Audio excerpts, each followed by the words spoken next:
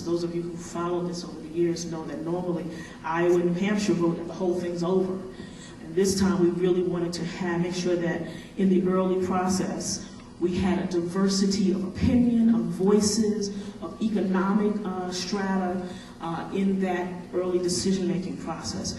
And Debbie will remember we voted on this in August 2006 to change the system. And it was a unanimous vote with the exception. The only state that voted against it was New Hampshire, for obvious reasons.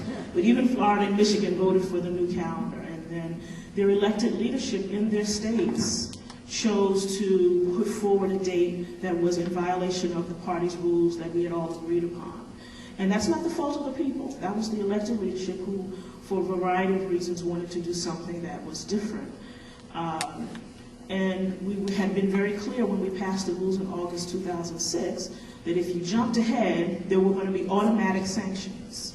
And even the way the rule was written, not even the party chair could change the sanction.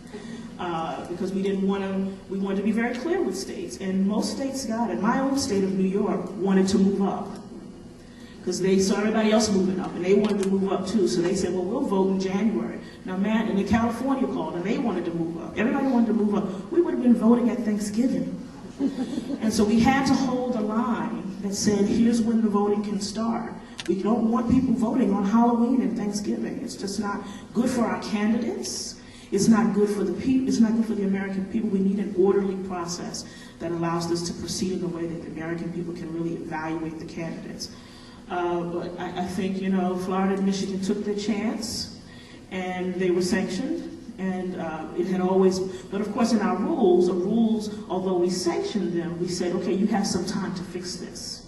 So we're going to give you 5 months to fix it and to come into compliance, to have another contest, if you want to have another contest. And for a variety of reasons, they tried to have other contests that didn't work. So it had always been our intention to allow them a way to resolve this and to allow their voters' voices to be heard in this process. This is a historic election. We're the Democratic Party. We want every vote to count. We want everyone's voices to be heard. And so what I think we will do on Saturday, as Governor Dean has said about a month ago, we intend to have the people of Florida and Michigan represented at the convention. The question is how we do that, and how we do that fairly in a way that that honors the 48 states that abided by the rules. Because we've also got to think about the 2012 process.